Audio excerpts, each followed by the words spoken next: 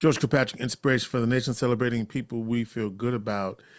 Lateef Johnson-Kinsey is the director of the mayor's office in the city of Syracuse to reduce gun violence. And so it's been a minute since Yes, sir. Lateef has stopped by. In fact, Lateef and I used to run into each other at the gym.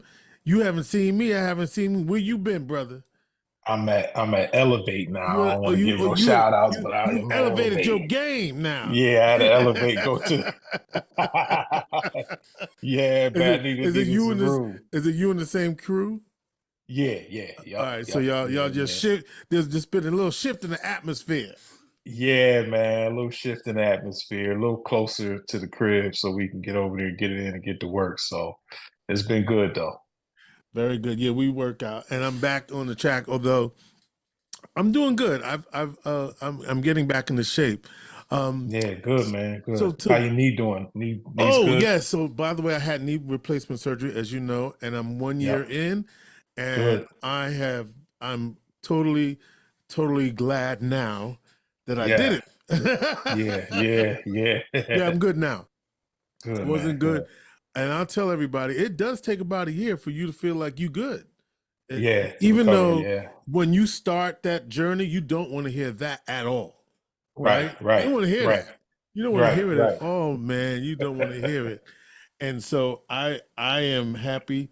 And a couple of things that people have told me, I'll give shout out to Faye Green because she was like, when you Yeah. start, use that walker for the 30 days, no matter what they say, because you Facts. do not want and also I will tell anybody if you ever have knee replacement surgery, do everything they tell you with the physical therapy. Do your thing that you have to do at home. Yep. Part of the rehab is painful. It is because there's the thing when you have to bend your knee, but you're Right. doing all of that so you won't have a limp after you do it. So, That's good. That's good stuff, man. um, do Uh, everything they say in physical therapy. follow the doctor's orders, man. Follow the doctor's orders. And so I had my checkup. My on May 1st was the anniversary, so it was 1 year ago, May 1st. Okay. So during this time last year, I was actually in recovery. So Yeah, yeah. and so Doing uh, good, man. yeah, so summer is unofficially here, right? As of this Yeah, yeah. weekend, as of this Yeah. past weekend, summer's unofficially here, Right. and so as a community, we always fear. Sometimes we fear summer because we feel like things will start to Right. percolate as it Right. gets hot Right. on these streets. So let's get an update on what is happening with the mayor's office to reduce gun violence. I know that there. So let's start with what's happening because there's some other stuff we can get to. Yeah, so I think we've started both programs, which is Safer Streets. That's two components. We work with the individuals, and then we have the outreach component where so the individuals are the top 50 high risk individuals that some are might have been shooters in the past or have been involved in gun violence in some type of way, or on the criteria radar. That those names are given to us by the Crime Analysis Center of Central New York. So we get that information and we actually assign individuals, credible messengers, to reach out to them. If it's going to the door, if it's going in the neighborhood, that's one good thing about hiring credible messengers from organizations. The organizations are Good Life, Good Life, Hassan Stevens. We have Project Heal, which is ran by Zarua Alex Mm-hmm. Jones, and then we have Salvation Army in Northside, and they all work together in collaboration with us hiring credible messengers, people that's from the community, from the neighborhoods. Some of them been arrested in the past. They have done some time. Some been caught up in the RICO situation, over almost 20 years ago, 15 years ago, and have now come out and transformed their life.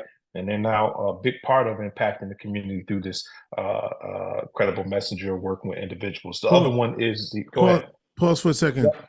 Yep. And I don't want to assume people know what the RICO situation is or was. hmm So hmm just take a second to inform people of that.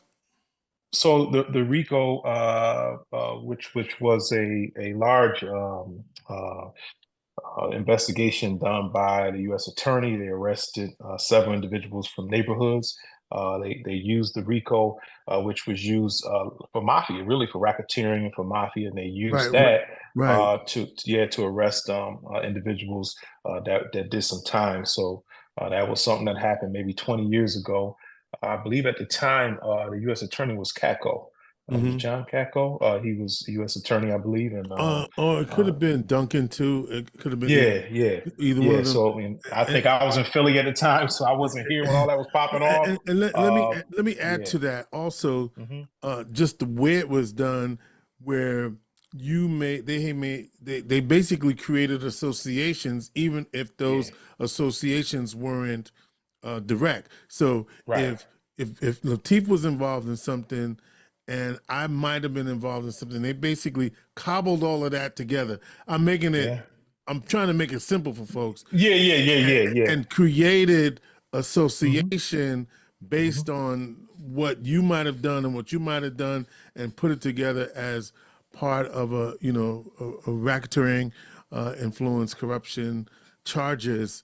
And so, Yeah. and they would like string all that together and say, you're affiliated with Lateef George, and so you're Yeah. all of y'all are going down together. Yeah. And Yeah. the And they went minimum down, man. sentencing was like 14 years, right?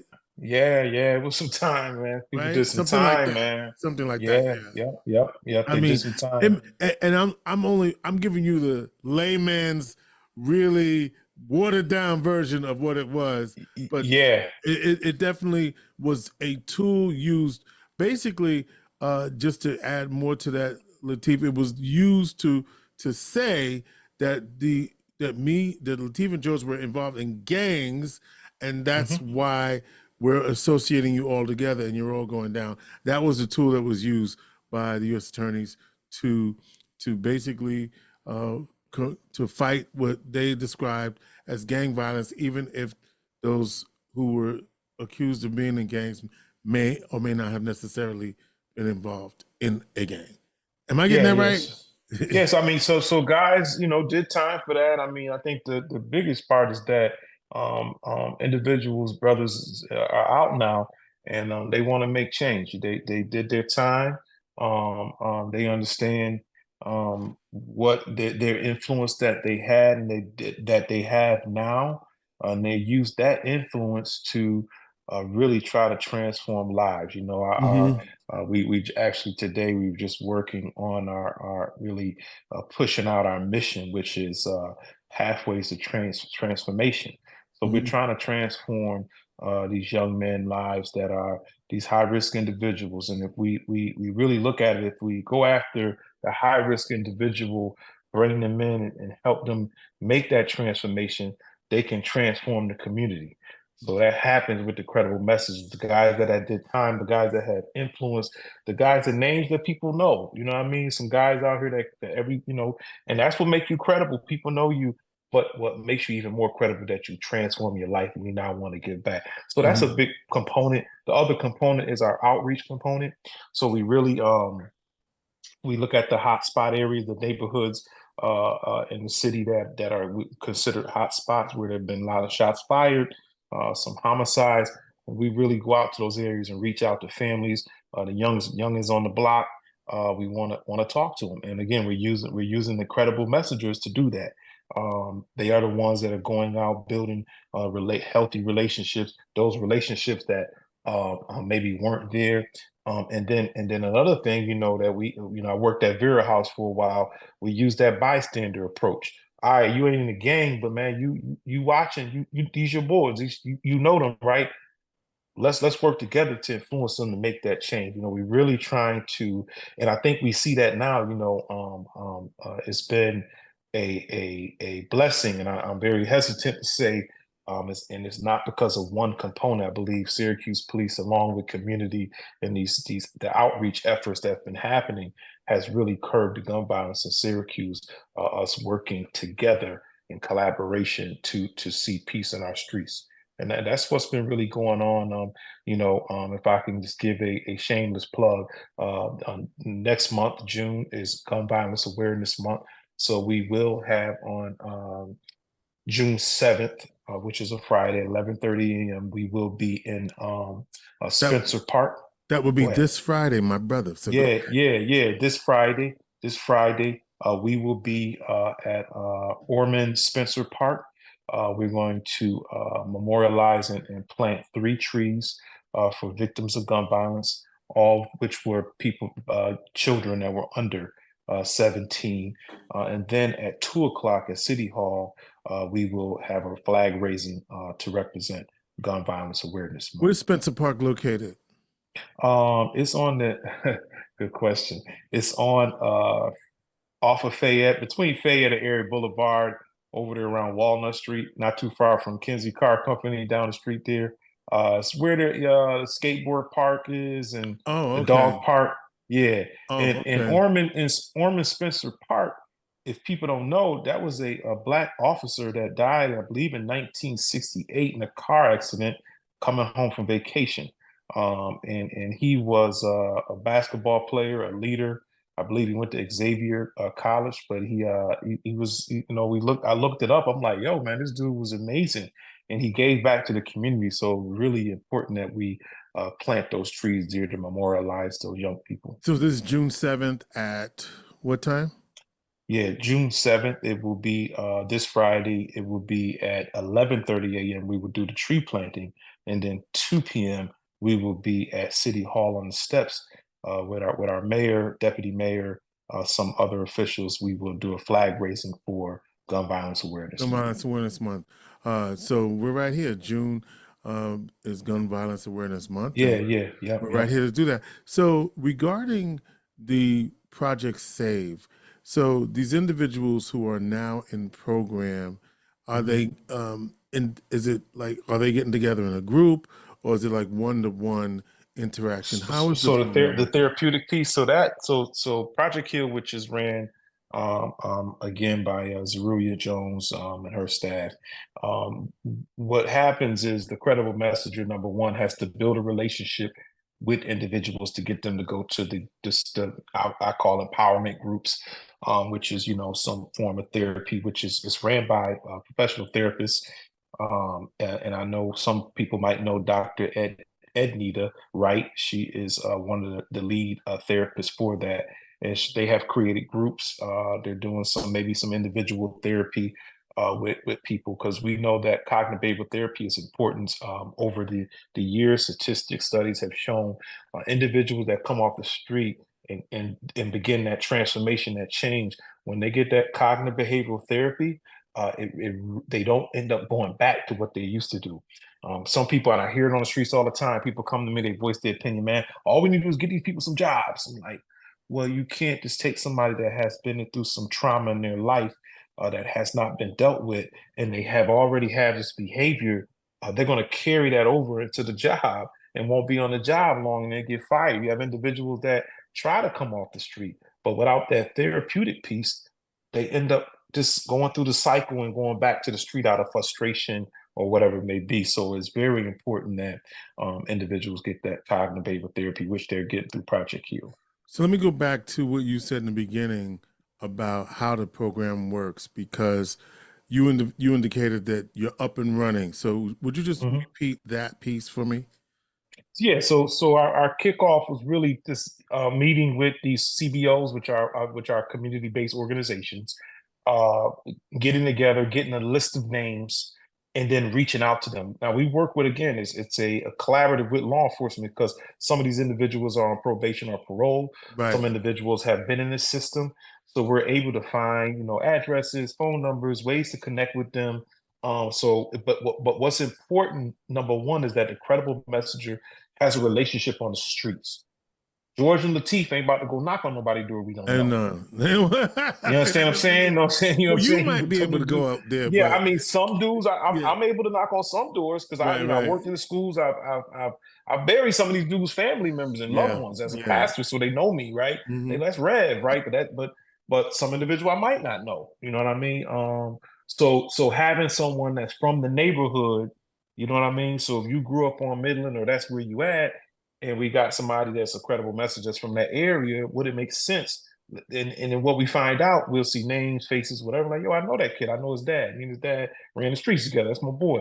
Let me go talk to him. And that's how we've been able to really filter out these names and get the individuals and build those relationships. So you got a meeting coming up at the council. What's going on there? So Tuesday is just our public safety council meeting. We will report to them what we've been doing, kind of what I'm talking about today with you. We will talk a little bit more in depth about on this coming Tuesday, and we'll sit down again. And this is something that we talked about in the beginning when we first started this pilot program. Remember, this is a pilot program, so it's important to really let the public know, and this public safety committee know what's going on. So that will be this in a couple of days on Tuesday at 3 p.m. And I think it's important to update the community so they'll know what we're doing. Have you? I know there was some objection at first about paying the individuals who are the credible messengers. Yeah. That's since been decided and worked out. Yes, I mean we're still going to pay individuals. It's just I think people know now we haven't paid anyone yet. I think everybody thought there was some news clippings that we're going to pay gangsters and shooters $100, Exactly. and In other that words, has not under yeah. the crime pays thing, right? Yeah. So no, we individuals had to, and we have not, again, we haven't paid no one yet. And we've been rolling for some months now. People have to be very committed to what we're doing and what they're doing to see that transformation. And we're not just throwing $100 out here. We want you to be committed to transformation, committed to CBT, committed to job readiness or going back to school. But we're not just giving $100 out without What's CBT? Cognitive behavioral therapy. So that therapy Okay. piece. Yeah. So with all that, no, we're not giving nobody $100 to sign up. There's no sign-on bonus. So basically, after you get paid after you've demonstrated that you are who you say you are, which I'm hearing you say, correct, and you do what we've asked you to do right. in order to. So there's requirements, like you. Just to reiterate what you're saying, it's not just handing out a check. What, in addition to this effort, right? I mean, it's been a challenge to have someone in your position. We've seen these efforts in the past. What do you, given this is a pilot program, what is it that you think is going to be the key to this program being successful as you pilot it out, do some things that you haven't done? Because what we have to say is you can't keep doing the same thing that we've done expecting a different result. Right. So I guess what I'm really getting at is, what do you need from us as community? What are the things that we got to do differently to make our community safer for everybody, right? Because the truth of the matter is, many of us who are watching and listening may or not have come into contact with this, but it is affecting a large swath of folks where this is a daily reality. So whether you're living there or not living there, what are the things that you think the rest of us could do to help make this a success? Or what do you think the key is to making this a success, where other efforts like this have not produced always what we would want them to produce, which is the goal is reduce gun violence, but also I would say reduce violence in community. I just ask a question like a preacher saying in closing. And let me close. Let me close. Put me in E flat. Bottom line is what you need from us and what you need for it to make it work. All right. Yeah. So I think number one is that we have the investment of the city of Syracuse, the mayor, deputy mayor, chief of police, Joe Cecil. They all have invested and have faith in what we're doing. So that's number leadership one. Matters. Yeah, leadership matter, and they have to invest. And we know that we're investing into young people. I think as a community, be open-minded. That's where you start. Be open-minded that we're not paying gangsters. Okay. We're investing into our young people's future. We have to begin to change our language. That's more important than anything. I don't want to get preacher on a Sunday, but that's what I do. I believe that what we say is the power is in our tongue and what we say. We got to begin to speak life into our young people, no matter what form of life and where they come from, their background. That's number one as a neighbor. Again, so my big So thing what does over the that look last two like years, practically? What does that look like practically? practically, Because we hear yeah, that, right? We want to speak right, life, but like, right, how right. does that show up for real, in real life? In our Hmm. conversation, Syracuse is small. I know people talk trash. I know people say that ain't gonna work. Change what you're saying. That's practical for real. Because Hmm. a lot of people won't. And let's be real. A lot of people that may be on the top 50 list, they have family. How about check on your family, man? Check your family. Be Hmm. a neighbor. Be a family member. Don't you? If you see someone struggling with their kids, don't just let them struggle and say they got them bad behind kids. Help out. That's where it starts. Like that's practical stuff, man. Not oh, I want to volunteer. Volunteer for what? Volunteer in your own house.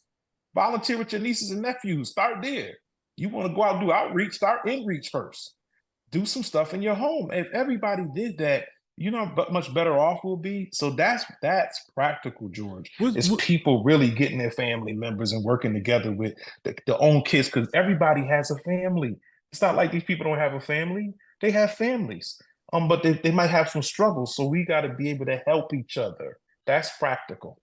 what's that scripture? Power of life, of death is in the tongue. Could you just give It's it in to the me? tongue. Yeah, that's Proverbs. Yeah. Power. You said you quoted it correctly. Oh, Yeah. okay, Power of okay. life is in the power of the tongue. What you say, what you Okay. confess. I believe there's a book by Bill Winston, Pastor Bill Winston, called The Law of Confession and what we Hmm. say. So if Hmm. we speak it, it shall come to pass. So we got to watch what we say. People say all the time, Syracuse is a dark city. Well, keep saying it in Syracuse be dark, but if you say it is light here, there is light here in Syracuse. Things are happening in Syracuse. We got to begin Well, speaking life. it's what occurs to me is not so much what we speak in life to is what's happening on those pages, right? Hmm. On those Hmm. social media accounts. That's where Yeah. a lot of the beef Oh is. man. A lot of Yeah. that stuff, Yeah. you Yeah. said something and then you commented and then you said something and then next thing you know, somebody's meet me over here at this spot and Yeah. we got Yeah. I something going mean, on, all because you said something on my post. Oh yeah, and then what we have the what do they call them? Keyboard, whatever they're called. texting. They All go the back and forth with the they go texting. back and forth. And the thing about it is, grown folk do it. So young Yeah, people right, emulate right, grown right, folk. right. You letting all your feelings out on a social media page, and then you get mad when you take a young person that don't know how to deal with emotions. Because we as adults, some of us can see it and say, you know what, it's social media, whatever. But a young person that's from the streets gonna be like, yo, what you just say to me? Meet me outside. You know what I mean? It's a difference. So we gotta be as grown people. You talk about practical. How about if you're a grown adult, act like a grown adult? Because these young people are emulating you. You cussing people out and you doing things. Young people are emulating you. Two, Mm-hmm. 3 year old is watching that. Like these are the practical things that our community have to get back Mm-hmm. Mm-hmm. to really see change. Because what I recognize and what I see is a lot of people that are from the street, or you look at the background. A lot of the family, they got two sides of the family. They got a great, healthy side of the family, and then they got auntie that that be ready to crack somebody, Hey, man. listen, we got this side of family, and then we got Pookie in them. Yeah, you got both sides. You better understand. And you got Unc who might be 70 years old, but used to cut people back in the day. Back in the You know what day, I mean? for You know what real, I mean? right, right. And I think for Unc and them to tell the story, like that's what I used to be. First Corinthians chapter 6 talks about people that, what I used, this what you used to be. But what are you now? You know what I Mm-hmm. mean? Because I tell everybody my generation is wannabes. The generation of me is wannabe. We want to be like. Mm-hmm. You know what I mean? We watched all the movies, Scarface, Godfather. We were wannabes, and them cats were used to bees. So how about Uncle and them tell us, like, yeah, that's what I used to be, homeboy. I don't do that no more. This is where I'm at. Because that's what most of the cats is living out. They living out what they want to be. They trying to emulate what they saw. So when we talk about being practical, how about just telling kids the truth? Like, yo, I used to do that, man. Now I did 20 years of that. You don't want that. Now you might want to change that now. Go to school, man. you, you know what I mean? Is having those real conversations with kids. I really believe that. Whew. Lateef Johnson-Kinsey is the director of the mayor's office to reduce gun violence, inviting you to commemorate Gun Violence Awareness Month, which is happening this Friday, the 7th of June, at the time is. Yep. So 11:30, Okay. 11:30 a.m. We will be at And what's the name of that Park. park? Ormond Spencer Park. Ormond Spencer Park. Park. I'll tell everybody, Dog Google Park it. and Listen, Skateboard Park. Google it, I was just say please. Google it, bro, because that's a You know, that's, Google it. you said Fayette and Walnut around there, Yeah, right? I'm gonna give you the exact address here. Yes, I'm please, pulling it up brother, now because because I want people to have where to go. So it is Ormond Spencer Park. It's East Washington Street. Is right on the end of East Washington Street. Right there where the again that skateboard park. Everybody know if you drive down Erie Boulevard right. and you make a right on Walnut, you will run right into it. Okay, Ormond And Spencer then Park, 11:30, Yep. Yeah. And then 2 o'clock flag raising City Hall right on the City steps. Hall. We'll be with our wonderful honorable mayor Ben Walsh will be there, our deputy mayor. We're looking to just, some law enforcement and some officials will be there. We're looking to celebrate and really push off this gun violence awareness month. My challenge to you, Cuse, and anyone who's watching or listening to this program, why don't we show Syracuse to be the example of a city that works, a city that came together, a city that wasn't afraid to be innovative, a city that was looking to do something different to make a difference, right? Because we're also a city with a challenge right now, right? And part of what I believe that we're challenged with is because we're making choices because we are for lack of educational opportunities, or at least the perception that we don't have them, or the perception of lack of things to do, or the perception of lack of opportunity. It's all perception, right? Because all of these things exist. We got programs that are looking for people to be a part of. So let's be the city that works, the city that works, that put the program together, and we didn't just talk about it, we did it. So I love what you said about outreach is one thing, but inreach is another thing. Inreach in your own families to have an impact and make a difference. And yes, sir. I really appreciate that, man. I really do. So thank you, man. With that being said, let's end violence in our community, and let's also end domestic and sexual violence in our community, 100%. right? Because it's all part of the community violence. Yes, and guess what? We know that a lot of DV, domestic violence, happens when a gun is present. The likelihood escalates. So all of those things together need to work, Lateef. And I encourage you to keep the those who work in the area with domestic and sexual violence prevention, keep us in the loop so that we can be a part of the solution, because we know that part of that escalation is tension within the family. So yes, sir. I say I'm talking about all the hats I wear. You understand? Yes, sir. Yes, sir. Like you wear many hats, my brother. You already know. All right. Well, listen, Lateef Johnson-Kinsey. By the way, he's the mayor's office director, mayor's office to reduce gun violence. Let's support this effort. They're giving a report to the Common Council on Tuesday. Look, you got the preview here. So, and also community, if you have the time, let's show up at these council hearings so you can get the information firsthand. Not everybody can show up. I know people are working, but if you have the time and show up at that public safety committee meeting, so you can be informed. So it's not hearsay, it's not secondhand.